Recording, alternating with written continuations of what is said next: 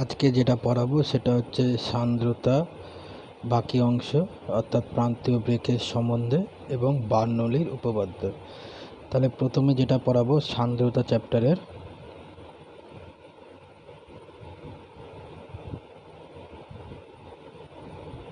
কি পড়াবো, প্রান্তীয় বেগ।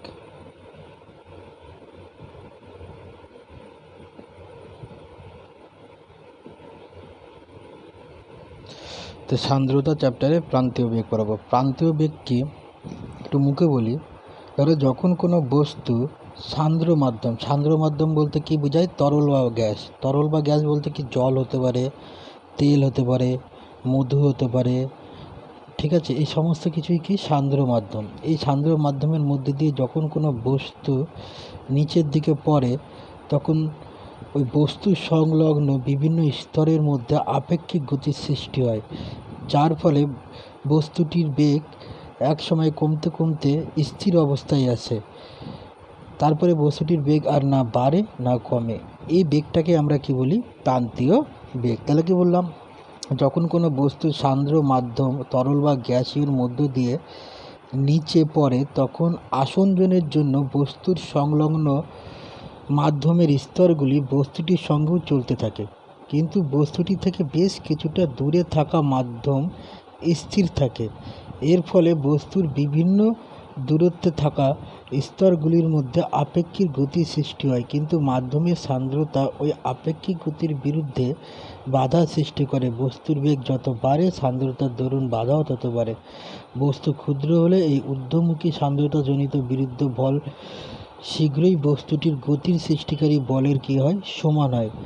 তখন বস্তুটির উপর কার্যকর বল শূন্য হয়, অর্থাৎ বস্তুটি স্থির বেগে মাধ্যমের মধ্যে দিয়ে পড়তে থাকে। বস্তুর এই স্থির বেগকেই আমরা সীমান্ত বা প্রান্তীয় বেগ বলি। এটাই হচ্ছে স্টোকের সূত্র। তাহলে যেটা প্রান্তীয় বেগ বলছি এর একটা অপর নাম আছে, সেটা কি আমরা কি বলি? স্টোকসের সূত্র। স্টোকস এর সূত্র। তাহলে কি বললাম? যদি ধরা যাক আমি একটা ছোট্ট নল নিয়েছি, ঠিক আছে, বা কাচের টিউব, যেটা 1 মিটার বা 2 মিটার লম্বা বা 3 মিটার লম্বা, একটা বিশাল একটা কাচের টিউব নিয়েছি, ঠিক আছে, যার মধ্যে আমি ধরে নিচ্ছি কাচের টিউবটাকে আমি মধু দ্বারা পূর্ণ করেছি। কী দ্বারা পূর্ণ করেছি? মধু দ্বারা। তাহলে মধু দিয়ে যদি আমি পূর্ণ করি তাহলে মধুটাতে তরল, এটাও একটা কি সান্দ্র তরল। এবার এর মধ্যে ছোট্ট একটা আমি বস্তু এম ভরের, যেটা আমি উপর থেকে মধুর ভিতরে ফেলে দেবো। তাহলে এম ভরের বস্তুটিকে যখন আমি ফেলবো, তাহলে এম ভরের বস্তুটিকে যদি আমি মধুর ভিতরে ফেলি তাহলে কি হবে? তাহলে বস্তুটির নিচের দিকে কত ওজন কাজ করবে? F W equal to M G. তাহলে জিটা কি এখানে? অভিকর্ষজ ত্বরণ। অভিকর্ষজ ত্বরণ। এটার জন্য বস্তুটা কি সান্দ্র মাধ্যমের মধ্যে দিয়ে নিচের দিকে পড়বে। ধরো বস্তুটা যখন এই মুহূর্তে আছে, এই জায়গাটা অবস্থান করছে, তাহলে বস্তুটা তো সান্দ্র মাধ্যমের ভিতর দিয়ে পড়তে পড়তে ধরো এ থেকে বি অবস্থানে আসলো। তাহলে বি অবস্থানে, তাহলে বস্তুর গায়ের দিকেও কি থাকবে? যখন তরলের মধ্যে বস্তুটি প্রবেশ করবে তখন বস্তুটির গায়ের উপর তরলের লেয়ার আটকে যাবে। কেন? বস্তুটির গায়ের উপর কী হবে? মধু আটকে যাবে, এবং ওই লেয়ারটা কী করবে? গতিশীল হবে। কি? তার পার্শ্ববর্তী লেয়ারের সাপেক্ষে। পার্শ্ববর্তী তো আরও মধুর লেয়ার আছে, আরও কি আছে? মধুর লেয়ার আছে। তাহলে এই লেয়ারটা যখন নিচের দিকে গতিশীল হচ্ছে, তাহলে এই লেয়ারটা, তার পার্শ্ববর্তী লেয়ারটা তো কী আছে? স্থির হয়ে আছে। সে কি করবে? এই লেয়ারের গতির বিরুদ্ধে কী দেবে? বাধা দেবে। তার মানে একটা কি উৎপন্ন হবে? সান্দ্র বল, যেটা বস্তুর ওজনের ঊর্ধ্বমুখী কাজ করবে। তাহলে এই সান্দ্র বল কী কাজ করবে? বস্তুর ওজনের ঊর্ধ্বমুখী। তাহলে বস্তুর ওজনের ঊর্ধ্বমুখীভাবে কী করবে? এই সান্দ্র বলটা কাজ করবে। তাহলে সান্দ্র বল যদি বস্তুর ওজনের ঊর্ধ্বমুখীতে কাজ করে আর বস্তুটি তার ওজনের জন্য নিচে যখন পড়তে থাকবে তাহলে বস্তুটির বেগও তো বাড়বে যত নিচের দিকে পড়বে। এক সময় দেখা যাবে বস্তুর নিচের দিকে যে ওজনের জন্য বস্তুটি পড়ছে, অর্থাৎ বস্তুটির অভিকর্ষ ত্বরণের জন্য বস্তুটির উপর যে বল কাজ করছে, তার যে কোনো বস্তু দেখবা পৃথিবীর অভিকর্ষ ত্বরণের জন্য নিচের দিকে পড়ে, অর্থাৎ বস্তুটির দিকে একটা নিম্নমুখী কী কাজ করে, বল কাজ করে। ঠিক আছে, এই বলের জন্য বস্তুটা কি নিচের দিকে পড়তে থাকে। কিন্তু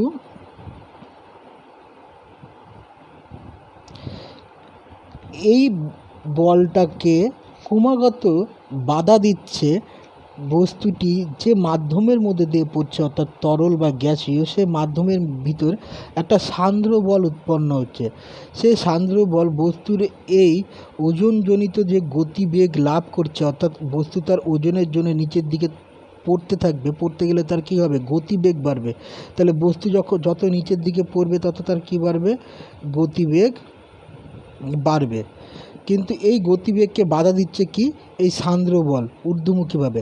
তাহলে যত তার গতিবেগ বাড়ছে নিচের দিকে ততই কি বাড়ছে, সান্দ্র বল বাড়ছে। তাহলে গতিবেগ যত বাড়বে সান্দ্র বলও তত কী হবে, তত বাড়বে। এক সময় দেখা যায় যে এই বস্তুর যে বলের জনিত, অর্থাৎ নিচের দিকে পড়ছে, সেই বল বস্তুটি সান্দ্র বলের সঙ্গে যদি সমান হয়ে যায়, অর্থাৎ বস্তুটির ওজনজনিত বল যদি সান্দ্র বলের সঙ্গে সমান হয়ে যায়,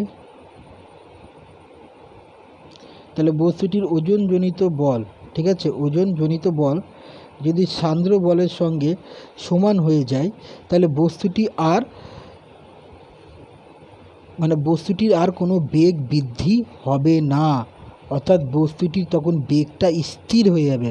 তাহলে এটা ঘটনা ঘটলে বস্তুর কী হয়ে যাবে, বস্তুর বেগ স্থির হয়ে যাবে।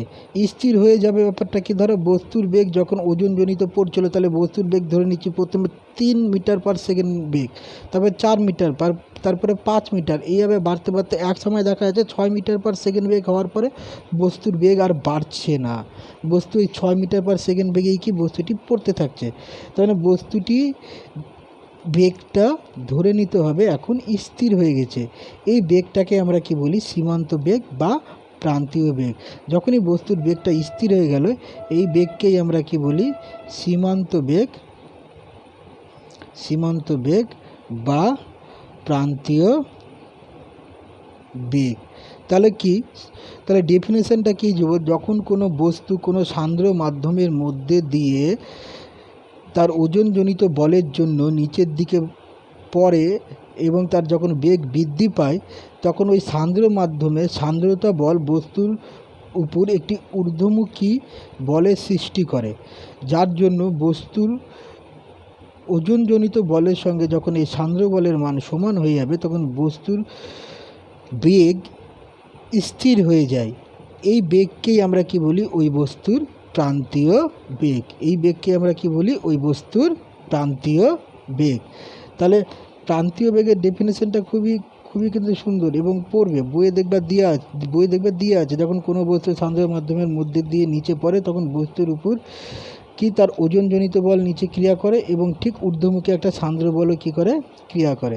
যখন এই দুটি বল একে অপরের সঙ্গে সমান হয়ে যাবে, তখন বস্তুর বেগ আর বাড়ে না, অর্থাৎ বস্তুর একই বেগে নিচে নামতে থাকে, অর্থাৎ বস্তুটির উপর কার্যকর বল তখন কি হয়, শূন্য হয়। এই স্থির বেগকে আমরা কি বলি, প্রান্তীয় বেগ বলি। তাহলে এক কথায় জিনিসটা খুবই স্পষ্টভাবে প্রান্তীয় বেগটা বলবে কি, যখন কোনো বস্তু, ঠিক আছে, যখন কোনো বস্তু কোনো সান্দ্র মাধ্যমের মধ্যে দিয়ে নিচে পড়তে থাকে তার ওজনজনিত বলের জন্য, তখন বস্তুটির উপর একটি ঊর্ধ্বমুখী বল সৃষ্টি হয়। যে ঊর্ধ্বমুখী বল যখন বস্তুটির ওজনের সঙ্গে সমান হয়, তখন বস্তুটির আর কোনো বেগের বৃদ্ধি ঘটে না, অর্থাৎ বস্তুটির উপর কার্যকরী বল শূন্য হয়, বস্তুটি স্থির বেগে নিচে নামতে থাকে। এই বেগকে আমরা প্রান্তীয় বেগ বা কি বলি, সীমান্ত বেগ। এটাই হচ্ছে স্টোকসের সূত্র।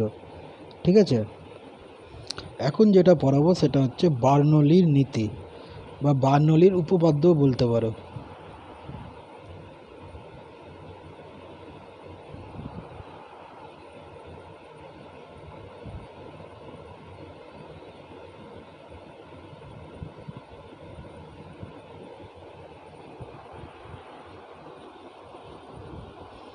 তাহলে বার্নৌলির নীতির ক্ষেত্রে প্রথমে যে সমস্ত স্বীকার্যগুলি ধরে নেওয়া হয়েছিল সেটা কি, মানে বার্নৌলির নীতি তরল সংক্রান্ত, এর ক্ষেত্রে প্রথম যে স্বীকার্যগুলো ধরে নেওয়া হয়েছিল, অর্থাৎ কী কী কন্ডিশনের উপর নির্ভর করলে এই বার্নৌলির নীতিটা খাটবে, সেটা হচ্ছে তরলকে হতে হবে অসংনম্য এবং অসান্দ্র। ঠিক আছে, তাহলে তরলটা হতে হবে কি, অসান্দ্র প্রকৃতির। ঠিক আছে, তরল। 2 নম্বর কি হতে হবে, 2 নম্বর হতে হবে তরলের প্রবাহ হতে হবে শান্ত, অর্থাৎ কোনোদিন সন্ধিবেগকে ক্রস করবে না, অর্থাৎ প্রবাহের গতিবেগ কোনোদিন সন্ধিবেগকে ক্রস করবে না। প্রবাহের গতিবেগ সবসময় কি থাকবে, লেস দ্যান থাকবে কি, সন্ধিবেগ। মনে রাখতে হবে এটা, অর্থাৎ প্রবাহটা সবসময় কি থাকবে, ধারারেখ। ঠিক আছে। 3 নম্বর হচ্ছে ঘর্ষণ বা অন্য কোনো কারণের জন্য শক্তির অপচয় হবে না, অর্থাৎ ঘর্ষণ বা অন্যান্য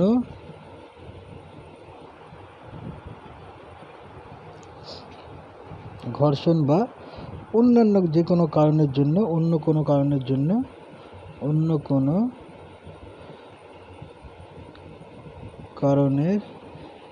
জন্য শক্তির অপচয় হবে না।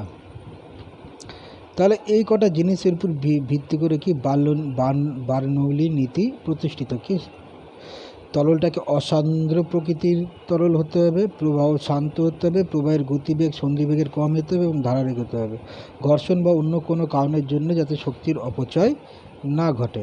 তাহলে এই সমস্তের উপরে কি বার্নৌলির নীতিটা প্রতিষ্ঠিত। তো বার্নৌলির নীতি কি বলছে, আদর্শ তরলের ধারারেখ প্রবাহের ক্ষেত্রে প্রবাহের নলের যে কোনো ছেদে একক আয়তনের তরলের গতিশক্তি, স্থিতিশক্তি, চাপ শক্তির সমষ্টি কি ধ্রুবক থাকে।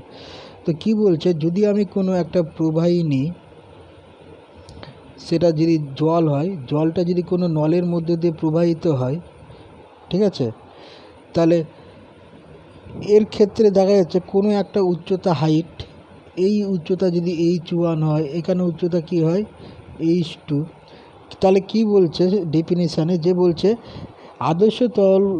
আদর্শ তরলের ধারারেখ প্রবাহের ক্ষেত্রে একক আয়তনে চাপ শক্তি, গতিশক্তি এবং স্থিতিশক্তির যোগফল কি ধ্রুবক। তাহলে কি বলছে, একক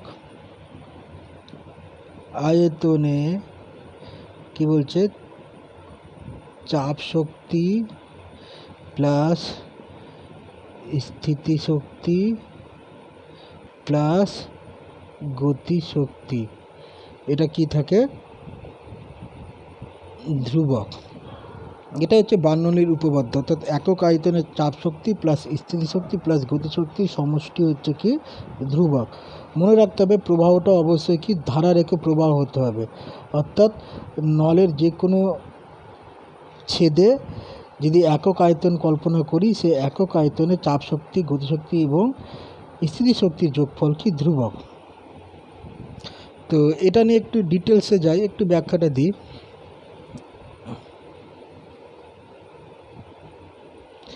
তাহলে কি বললে তরলের, তাহলে আদর্শ তরলের ধারারেখ প্রবাহের ক্ষেত্রে আদর্শ তরলের ধারারেখ প্রবাহের ক্ষেত্রে একক আয়তনে চাপ শক্তি স্থিতিশক্তি এবং গতি শক্তির সমষ্টি কি ধ্রুবক। তাহলে আদর্শ তরলে ধারারেখ প্রবাহের ক্ষেত্রে একক আয়তনে চাপ শক্তি, স্থিতিশক্তি এবং গতিশক্তির সমষ্টি ধ্রুবক। এটা হচ্ছে বার্নৌলির উপপাদ্য। তাহলে এই বার্নৌলির যে নীতি, সেই নীতি যদি একটু ব্যাখ্যা দিই, তো আমরা জানি যেটা স্থিতিশক্তি, ধরো স্থিতিশক্তির রাশিমালা তোমরা 9-এর তো জাস্ট জেনে রাখো, স্থিতিশক্তির রাশিমালা আমরা যেটা প্রকাশ করি mgh। যদি আমার আয়তন ধরি, আয়তন যদি আমি ভি ধরে নিই, তাহলে একক আয়তনে স্থিতিশক্তি হবে কি mgh/v। আবার গতিশক্তির রাশিমালা আমরা কি জানি, হাফ এম ভি স্কয়ার। তাহলে একক আয়তনে যদি আয়তন তো একই তো নলের মধ্যে দিয়ে যাচ্ছে, সেই আয়তনটা যদি আমি ভি ধরি, ঠিক আছে, তাহলে একক আয়তনে গতিশক্তি কি হবে, half M V square by এটা স্মল ভি, ঠিক আছে, ক্যাপিটাল ভি। আর একক আয়তনে চাপ শক্তি ধরে নিচ্ছি পি, একক আয়তনে চাপ শক্তি সমান সমান কি পি। অতএব সূত্রটা কি হবে আমার, mgh/v plus half M V small V square by capital V plus P সমান সমান কি ধ্রুবক। এটাই কি আমার বার্নৌলির উপপাদ্যের ব্যাখ্যা ডেফিনেশন থেকে। তাহলে এবারে বার্নৌলির যে উপপাদ্যটা দিল সেটা কেন দিল বা এর ব্যবহারিক প্রয়োগটা কি, সেটা যদি জানি বা জানার চেষ্টা করি, তাহলে দেখবা মজাটা বাড়বে। তাহলে বার্নৌলি কি বললো, চাপ শক্তি প্লাস গতিশক্তি এর সমষ্টি কি ধ্রুবক, এবং স্থিতিশক্তি, তিনটা চাপ শক্তি, গতিশক্তি এবং স্থিতিশক্তির সমষ্টি কি ধ্রুবক। এবার ধরে নাও যে কিছু কিছু ঘটনা, যেমন এরোপ্লেন উড়ে, কেন উড়ে, কিসের জন্য উড়ে, বা ঝড় হলে কেন বাড়ির চাল উড়ে যায়, কেন এই প্ল্যাটফর্মের উপর সামনে দাঁড়িয়ে থাকলে ট্রেন আসার সময় আমাদের একটু দূরে সরে যেতে হয়, এই সমস্ত কারণ। বা যখনই দেখবে তুমি কোনো রেল লাইনের সামনে বা প্ল্যাটফর্মে দাঁড়িয়ে আছো, যখনই তোমার সামনে দিয়ে ট্রেন যাচ্ছে, মনে হবে ট্রেনটা তোমাকে নিজের কাছে টেনে নিচ্ছে। এই জিনিসগুলো কেন হয়, এই সমস্ত ব্যাখ্যা বার্নৌলির এই নীতি বা উপপাদ্য থেকে, এই বার্নৌলির নীতি থেকেই পাওয়া যায়। যেমন জল বা সুগন্ধি বা কীটনাশক ইত্যাদি ছড়ানোর জন্য যে স্প্রে ব্যবহার করা হয়, তার কার্যনীতি কিন্তু বার্নৌলির নীতির উপরই প্রতিষ্ঠিত। বেলুনে চাপ দিলে অনুভূমিক নল দিয়ে বায়ু দ্রুত বেগে বেরিয়ে যাওয়ার সময় চাপ অনেকটাই কমে যায়, ফলে পাত্রের তরল উপরে উঠে আসে এবং বায়ুর সঙ্গে কি বেরিয়ে যায়। এই ঘটনাগুলো সব বার্নৌলির। এরোপ্লেনের ডানা বিশেষ আকৃতির জন্য উপরের পৃষ্ঠতল বেশি বাঁকা থাকে এবং সামনের দিকটা বেশ মোটা।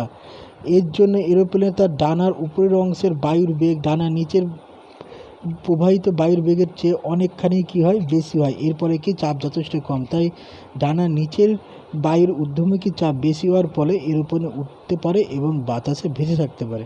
তাহলে যদি আমি খুব ডেফিনেশনে যাই যে এরোপ্লেন কেন উড়ে, এরোপ্লেন কেন উড়ে বা এরোপ্লেন কীভাবে উড়ে, সেটা যদি আমি জানতে চাই, তাহলে কীভাবে আমি জানতে চাইবে, বার্নৌলির উপপাদ্য দিয়েই জানতে পারবো। কীভাবে, যদি একটা প্লেনের আমি একটা বডি আঁকি, তাহলে এরোপ্লেন যখন উড়ে, ঠিক আছে, তাহলে সামনের দিকে যখন উড়ছে, তাহলে এরোপ্লেনের যদি আমি ডানাটাকে দেখি, তাহলে এরোপ্লেনের ডানার ডিজাইনটা কেমন হয়, এরকম হয়।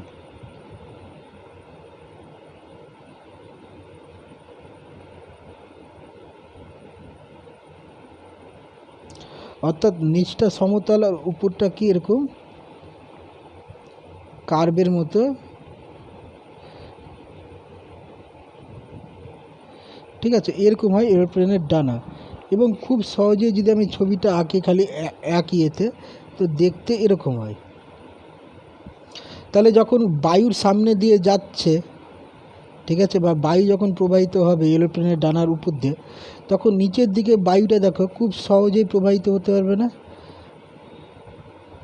কিন্তু উপরের দিকে এরোপ্লেনের ডানার উপর দিয়ে বায়ুটা প্রবাহিত হতে গেলে তাকে এইভাবে প্রবাহিত হবে, কি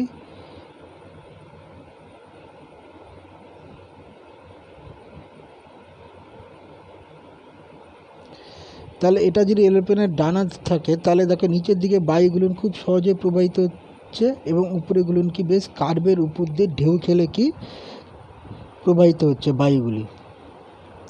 তাহলে উপরের বায়ু যখনই ধাক্কা খাচ্ছে, অর্থাৎ ডানার উপরের অংশে যে বায়ু প্রবাহিত হচ্ছে, সে বায়ুর বেগ ডানার নিচের অংশে প্রবাহিত বায়ুর বেগ চেয়ে অনেক বেশি হয়ে যায়। কেন, বায়ুটা তো উপরের অংশে ধাক্কা খেয়ে প্রবাহিত হচ্ছে, তাই এই বায়ুর বেগ এটা উপরের অংশের বায়ুর বেগ, ডানার উপরের অংশের বায়ুর বেগ, আর এটা কি ডানার নিচের অংশের বায়ুর বেগ। তাহলে এই বেগটাকে যদি আমি v1 ধরি আর এই বেগটাকে যদি আমি v2 ধরি, দেখা যায় যে v1টা গ্রেটার দ্যান v2, অর্থাৎ উপরের অংশের বায়ুর বেগ নিচের অংশের বায়ুর বেগ থেকে বেশি। এবার বায়ুর বেগ বেশি হলে তাহলে কি হবে, আমরা বার্নৌলির নীতি থেকে জানি যে চাপ শক্তি প্লাস গতি শক্তি প্লাস স্থিতি শক্তি সমান সমান কি ধ্রুবক। তাহলে যদি আমার স্থিতি শক্তিটা যদি স্থির থাকে, মানে স্থিতি শক্তি যদি পরিবর্তন না হয়, কেন আমার তো একটা হাইটে অর্থাৎ ভূপৃষ্ঠ থেকে একটা নির্দিষ্ট উচ্চতায় তো এরোপ্লেনটা উঠছে, তাই স্থিতি শক্তিটাকে আমি এক্ষেত্রে ধ্রুবক ধরে নিলাম। অর্থাৎ আমার যদি স্থিতি শক্তিটা ধ্রুবক হয়ে থাকে, অর্থাৎ এই কেসে যদি স্থিতি শক্তিটা আমার কি হয়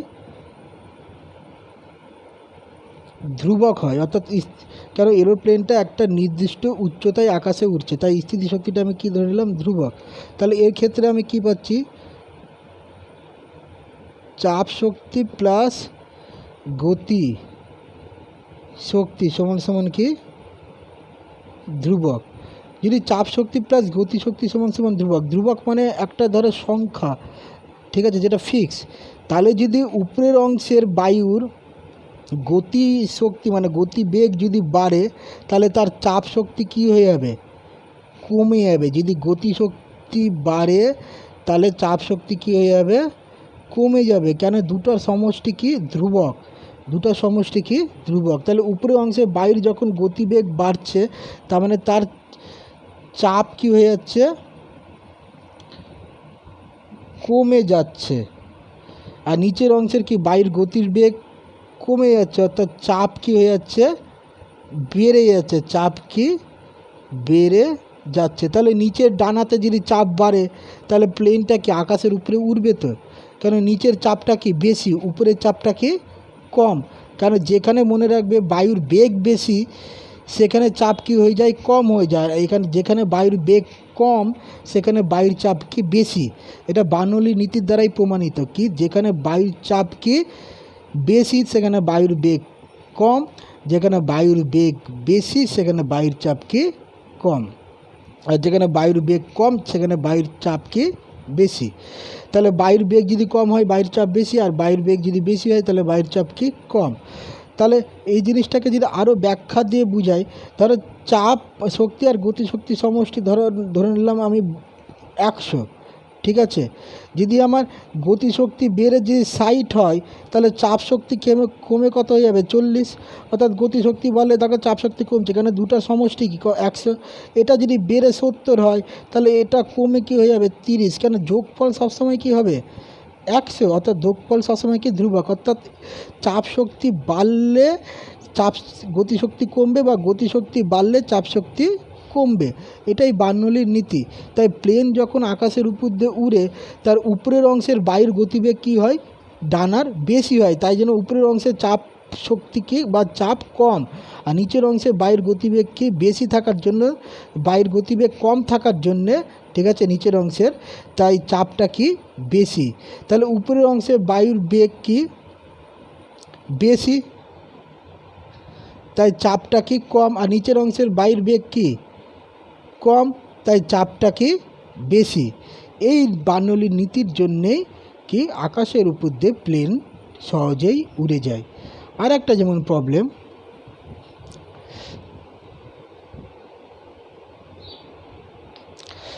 আমরা যদি রেল লাইনের সামনে প্ল্যাটফর্মে, ধরো সামনে দিয়ে একটা রেল লাইন আছে, আমি প্ল্যাটফর্মের সামনে দাঁড়িয়ে আছি, ঠিক আছে, হঠাৎ করে যখন রেলগাড়ি যাবে সামনে দিয়ে, মনে হবে রেলটা আমাকে সামনের দিকে টেনে নিচ্ছে, নিচের দিকে টেনে নিচ্ছে। কেন, এটা কেন মনে হয়?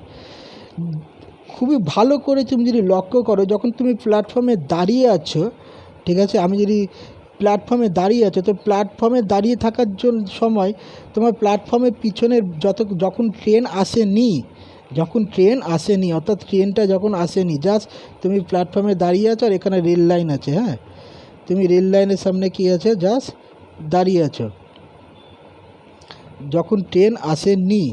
তো ট্রেন না আসলে তোমার রেল লাইনের পিছনে থাকা বায়ু এবং সামনে থাকা বায়ুর বেগ কি একই। যখন এই লাইনের উপর দিয়ে রেলগাড়ি ছুটে যাবে, লাইনের উপর দিয়ে কি যখনই রেলগাড়ি ছুটে যাবে, তখন রেলগাড়ির জন্যে গাড়ির সংলগ্ন বায়ুর গতিবেগ কী হয়ে যায়, বেশি হয়ে যায়। কী হয়ে যায়, বায়ুর গতিবেগ বেশি হয়ে যায়। তাহলে রেলগাড়ির সংলগ্ন বায়ুর গতিবেগ বেশি হয়ে যায়। কেন বেশি হয়ে যায়? রেল তো চলছে, রেল যখন চলবে তখন তার সঙ্গে কিছুটা বায়ু কি নিজের দিকে নিয়ে যাবে, তাহলে বায়ুর গতিবেগ কী হয়ে যাচ্ছে, বেড়ে যাচ্ছে। কিন্তু যেখানে আমি দাঁড়িয়ে আছি তার পিছন দিকে যে বায়ুটা আছে তার গতিবেগ কি কম, তার গতিবেগটা কি কম। তাহলে আমার পিছনে থাকা বায়ুর গতিবেগ কম হলে বায়ুর চাপ কী হবে, বায়ুর চাপ হবে বেশি। আর রেল যেখানে চলছে, আমার সামনের দিকে রেল চলছে, সেই অংশের বায়ুর গতিবেগ বেশি, তাই বায়ুর চাপ কি কম। তাই বায়ুর চাপ কম হওয়ার জন্য সামনের অংশের বায়ুর চাপ কম, কিন্তু আমার পিছনের অংশে বায়ুর চাপ বেশি হচ্ছে। তাহলে বায়ুর চাপ বেশি থাকার জন্যে বায়ুটা কী হবে, আমাকে ঠেলার চেষ্টা করবে কোন দিকে, যেদিকে রেল লাইনের উপর দিয়ে যে রেল গাড়িটা যাচ্ছে সে গাড়ির দিকে আমাকে কী করে দেবে, ঠেলার চেষ্টা করবে। সে কে ঠেলছে, পিছনে বায়ুর চাপ। এই জন্যই বলা হয় যখন লাইনের সামনে দিয়ে রেল যায় তখন রেল লাইন থেকে কিছুটা সরে দাঁড়াও বা প্ল্যাটফর্ম থেকে সরে দাঁড়াতে বলে। কেন দাঁড়াতে বলে? কেন ওই মুহূর্তে প্ল্যাটফর্মের অংশটুকুর বাদ দিয়ে যেটা লাইনের অংশ, সেই অংশের বায়ুর চাপ অনেকটাই কমে যায়। কেন? সেই অংশের বায়ুর গতিবেগ বেশি হয়ে যায়। কেন? সেই অংশের মধ্যে দিয়ে রেল চলে, কিন্তু আমার প্ল্যাটফর্মের পিছনে থাকা বায়ুটি তার গতিবেগ কম থাকার জন্য তার বায়ুর চাপ বেশি থাকে। তাই যখনই তুমি প্ল্যাটফর্মে ধারে দাঁড়াবে, তাই তোমার পিছনের বেশি চাপযুক্ত বায়ু তোমাকে সামনের দিকে ঠেলে দেবে, এবং যার জন্য তুমি লাইনের উপর পড়ে যেতে পারো এবং তোমার অ্যাক্সিডেন্টও হয়ে যেতে পারে। এই জন্যে বলা হয় যখনই প্ল্যাটফর্মের মধ্যে দিয়ে রেলগাড়ি আসে তখন প্ল্যাটফর্মের ওই রেলগাড়ির থেকে বা প্ল্যাটফর্মের একবারে ধার থেকে কিছুটা সরে আসতে বলে। বোঝা গেছে? এটাও খুবই ইম্পর্টেন্ট একটা উদাহরণ, এটাও পড়বে। তাহলে এই দুটো পড়বে, ঠিক আছে। রেলের প্ল্যাটফর্মে ঘোষণা যখন করা হয়, কেন বলা হয় যে নিরাপদ দূরত্বে এসে দাঁড়ান। তারপরে হচ্ছে এরোপ্লেন কিভাবে আকাশে উড়ে। তারপরে হচ্ছে যখন স্প্রে, অর্থাৎ তোমরা যখন বডি স্প্রে ব্যবহার করো, সেই বডি স্প্রেতে দেখবে যখনই তোমরা বডি স্প্রেতে চাপ দাও, চাপ বাড়ালে কি হয়ে যায়, বায়ুর বেগ কমে। আর এই জন্যেই দেখবা বেলুনে চাপ দিলে আমরা কি অনুভূমিক নল দিয়ে বায়ু দ্রুত বেগে বেরিয়ে আসছে, ঠিক আছে। তাহলে যাওয়ার সময় চাপ বেরিয়ে যাওয়ার সময় চাপটাকে অনেকটা কমে যায়, ফলে পাত্রের উপরে বা তলের উপরে আশেপাশে বিভিন্ন বায়ুর সঙ্গেও কি এটা থাকুক, এই দুটোই এটা পড়ো, কি এরোপ্লেন পড়বে এবং রেলওয়ে প্ল্যাটফর্মটা ভালো করে পড়বে।